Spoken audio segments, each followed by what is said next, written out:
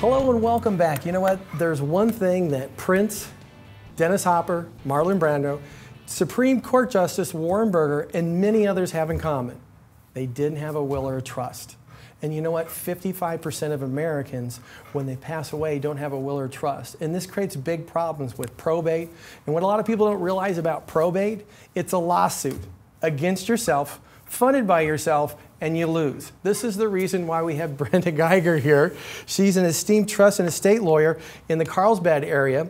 Now, I just want to show you just a few of the books that she's written: Secrets of a Great Estate Planning, Secrets of Estate Planning for the Affluent, Protecting an Aging Partner, Protecting Your Children from IRA Inheritance, Protecting You and Your Business. She's a wonderful attorney. She's done many things. Brenda, welcome to the show. Thank you so much for having me. I'm really excited to be here. Yeah, I'm actually really excited for you as well, because this incident with Prince is very timely. And a lot of people don't realize that, you know what, you don't have to have $400 or $500 million in assets, or, you know what, a couple $100,000 in assets could create some significant problems in somebody's life. Is that correct? Absolutely, yeah. It's really shocking that Prince doesn't have an estate plan set up, especially given the fact that his estate's worth $300 to $500 million. Wow, that's crazy. Now, why do you think people don't set up an estate plan? I think some people honestly are just in denial that it's going to happen someday. But I think they should be focused on more than just what happens when I die. What happens if I don't die? So having the right players set up so that somebody can take over and manage your estate and manage your affairs and your health care in the event that you have an incapacitating event. Even just an accident, or if you had a heart attack, or any number of other things that could happen to you that now you can't be in control of everything. Now, you know what, at one time, a long time ago, I talked to another financial advisor, and he wasn't too happy with me. And the reason why he wasn't too happy is because his parents wanted to move the money away from him over to my firm. And he, you know what, we were helping his parents get a trust. Mm-hmm. And he says, oh, probate's nonsense. Now, what I'd like to know from you is, if somebody's got $400,000 or $500,000 in assets, what's the probate process like? Well, even a simple probate in California, and I can speak more specifically to San Diego County, but we used to have 2 courthouses in San Diego County. Now we only have 1, so we have basically 2 judges downtown San Diego. And we're really backed up, and that's due to budget cuts in California. But in some states, it's not such a big deal if it's a more modest estate to go through the probate process, because their fees aren't terrific like they are here in California. But it's not uncommon for a probate estate here in California to run 5 to 8% of the value of the estate, and that doesn't include any debt. So whatever the value, so let's say you have a house that's worth $900,000 and you have a mortgage against it that's $500,000. It's not the $400,000 that the probate fee is calculated on for the executor and for the attorney, but it's the full $900,000. So somebody could have $500,000 in assets, a $1 million home, and end up paying $150,000 just to go through a probate. Yeah, I mean, I'd have to run the calculations, but yeah, it's not an insignificant amount. And then there are filing fees and probate referee fees, and not to mention the time delay that is typically about 16 to 24 months in Southern California to get everything pushed through. Now, one of the things that I've seen, and people have had some problems, especially when they have kids, and the kids are under the age of 18, husband passes away, the wife's there, they don't have a trust. How does that adversely affect the kids and the family, the whole dynamic there? Well, I'll tell you a case that I dealt with a few years ago that went through probate. The husband had the house in his name only, in a pretty large brokerage account in his name. His wife had less than perfect credit, so when they refinanced the house, it went into his name, and he had just never bothered to put her onto the brokerage account. Oh. 2 minor children. And what happened was that we had to get representation for the 4- and 7-year-old because they had an economic interest in his estate, and they were going to get a big chunk of the estate, and she was going to get some. And she claimed that there was a will, but she couldn't locate it. Now, they didn't have a trust is what they should have had. So in the end, it took about almost 3 years to go through that process because of all the complications in that estate.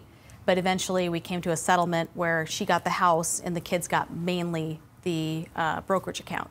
So now those kids have full access to it at age 18.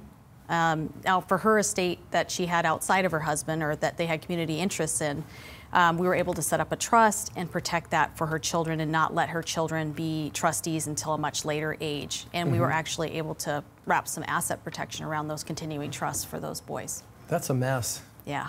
Now, what about when it comes to healthcare documents? You know, I see people, they have a heart attack or a stroke, they get rushed to the hospital and they don't have that power of attorney or that healthcare agent. Why is that so important? How can it affect them? Well, under the HIPAA laws, they're technically not supposed to give any information, not about your status or even the fact that you're there, to anybody without HIPAA authorization. So if you are incapacitated, meaning you can't speak and you can't sign a document giving that authority and that right, then the people that are looking for you may not be able to find you or to obtain information about your condition. So that's what we call the HIPAA. That's federal law. And then we have a state thing called an Advanced Healthcare Directive. So in our statute, we have all these rules for how people can make decisions for you in the event that you're not able to. So the statute gives us some leeway to customize it, but we have some basic provisions about end-of-life decisions, the choice to prolong life, the choice not to prolong life. And if you remember Terry Schiavo down in Florida, the big battle between her parents and between her husband for 10 years before she died, you know, just an astronomical amount of money spent on that court case. And, you know, she may not have wanted to live in that state, but no one will ever know because she didn't do that document.